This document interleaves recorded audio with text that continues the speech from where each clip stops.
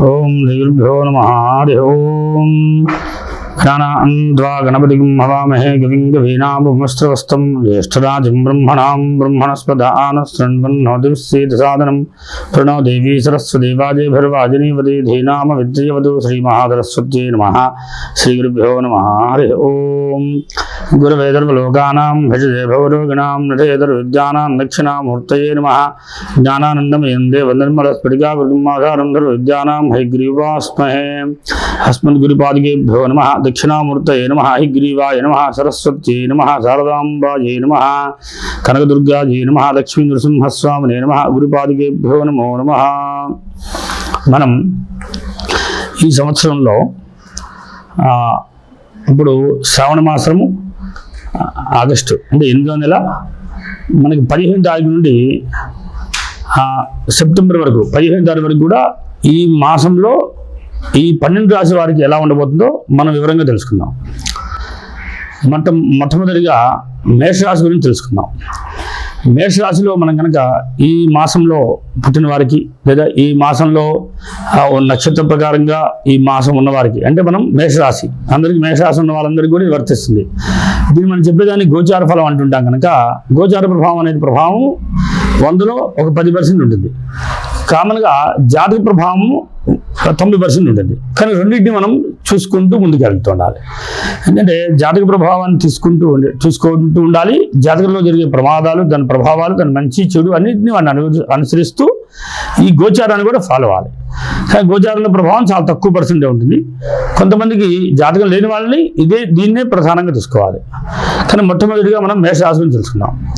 మేషరాశి వారికి ధనాదాయం బాగుంటుంది, కుటుంబ పరిస్థితి బాగుంటుంది, కుటుంబ అభివృద్ధి బాగుంటుంది, మంచి వీరికి అన్ని రంగంలోనూ ముందుకెళ్ళడం అవకాశాలు ఉంటాయి మొదటిగా. ఎందుకంటే ద్వితీయంలో గురు సంచారం చేస్తున్నాడు కనుక గురుడు సంవత్సరం ఉంటాడు కనుక ఈ మాసం మొత్తం కూడా వీరికి గురుడు యొక్క అనుగ్రహం బాగుంటుంది. అది కూడా దాంతోపాటు కుజుడు కూడా కలిసి ఉండడం వల్ల, సహజమైనటువంటి కుజుడు కలిసి ఉండడం వల్ల ఇక్కడ మంచి అన్నింటిలో రంగాల్లోనూ బలంగా మంచి పొజిషన్ అంటే రాజకీయ నాయకులు అయితే ఇంకా బలంగా తయారవుతారని, అదే విద్యార్థులు అయితే ఇంకా బలమైన విద్యను నేర్చుకుంటారు, అంటే మొండిగా నేర్చుకుంటారని, పట్టుదలతో నేర్చుకుంటారు, కసిగా నేర్చుకుంటారని. అంటే ఏ రంగంలో వారైనా సరే ఈ మేషరాశి వారైతే మాత్రం వీరు అన్ని రంగంలోనూ వీళ్ళు ముందుకు వెళ్ళగలుగుతారు.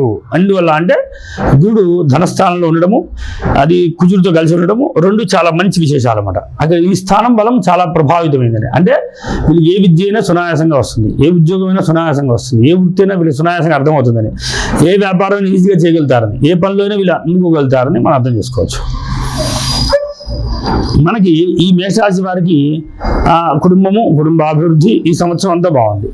అలానే ఈ మాసం అంతా కూడా బాగుంటుంది. ఈ మాసము ఈ శ్రావణ మాసము 15వ తారీఖు నుండి అంటే ఆగస్టు 8వ నెల 8వ నెలలో మొత్తం ప్లస్ 9వ నెలలో సగభాగం వరకు కూడా బాగుంటుంది తెలుసుకోవచ్చు. అలానే మేషరాశి వారికి తృతీయం సోదర స్థానం బాగుంది, సోదర అనుకూలత బాగుంటుంది. అలానే తల్లితో అనుకూలత బాగుంటుంది, సంతానాభివృద్ధి బాగుంటుంది. శత్రువులు అంటే సంతానాభివృద్ధిలో కూడా వీళ్ళకి సంతానం లేని వాళ్ళకి ఇప్పుడు సంతానం కలగడం అవకాశాలు ఉంటాయి. తర్వాత మంచి మంచి ఆలోచనలు వస్తుంటాయి, గొప్ప పనులు చేస్తుంటారు, ఇదొక అవకాశంగా మారుతుంది. తర్వాత శత్రువులు వీరికి సహజంగా ఉంటారు. వీళ్ళకి శత్రువులు వెనకాల నుండి ఉంటారు, మన ముందు కనబడరు.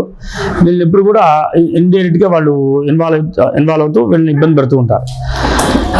వీరికి సప్తం వచ్చే భార్య కూడా మంచి అందమైన భార్య వస్తుంది, సమదృష్టితో ఉండే భార్య వస్తుంది, సమాన ఒక ధర్మాన్ని ఆచరించగల భార్య వస్తుంది, మహాతల్లి వస్తుంది, మంచిది. అష్టమం బాగుంది, అంటే ఇది కూడా పర్లేదు, ఎవరు లేరు. భాగ్యంలో వచ్చేసరికి కూడా అక్కడ కూడా ఎవరు ఏ గ్రహాలు లేరు, అది కూడా బాగుంది. దశము లాభంలో శని ఉండడం వల్ల మీరు ఎంత శ్రమ పడిన కొద్దీ అంత మంచి ఫలితాన్ని పొందుతుంటారు. మీరు ఈ రాశి వారికి ఈ మాసం అంతా కూడా చాలా శ్రేయదాయకంగా ఉందని చెప్పచ్చు. ఎటువంటి గ్రహ ప్రభావం కూడా మీ మీద అంతగా ప్రభావం చూపించేది ఎవరు లేరు, అందరూ బాగున్నారు. అందరూ మంచి యోగాన్ని ఇచ్చే వాళ్ళుగా ఉన్నారు కనుక మనకి ఇబ్బంది లేదు. నిద్రాసుఖం కూడా బాగుంటుంది.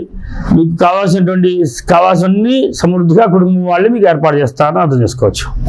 అంటే ఏ రంగం వారికైనా ఈ మేషరాశి వారికి ఈ మాసంలో శ్రావణ మాసంలో అంటే ఆగస్టు నెలలో బాగుంటుంది అని తెలుసుకోవచ్చు. కనుక ఏ రకమైన ఇబ్బంది లేదు. ఒకవేళ ఇంకా అభివృద్ధి చెందాలి, ఇంకా చాలా హ్యాపీగా ఉండాలి అనుకుంటే కనుక షష్ఠంలో కేతు ఉన్నాడు, అది కూడా మంచిదే. కాకపోతే పంచమంలో సూర్యుడు, శుక్రుడు, బుధుడు ముగ్గురు గ్రహాలు కలిసి ఉండడం వల్ల మీకు అభివృద్ధి బాగుంటుంది. కానీ మీకు ఏమైనా ఇబ్బందిగా అనిపిస్తే మాత్రం బుధ శ్లోకం చదువుకుంటే మంచిది. కానీ మ్యాక్సిమం వీళ్ళందరికీ ఇబ్బంది ఉండదు. కానీ ఏదైనా ఇబ్బంది అనిపిస్తే మాత్రం ఈ రాశి వారు బుధ శ్లోకం చదువుకుంటే శ్రేయదాయకంగా ఉంటుంది.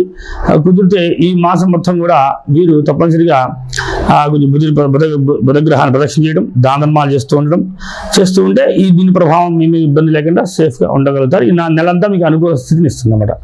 జై గురుదేవ దత్త.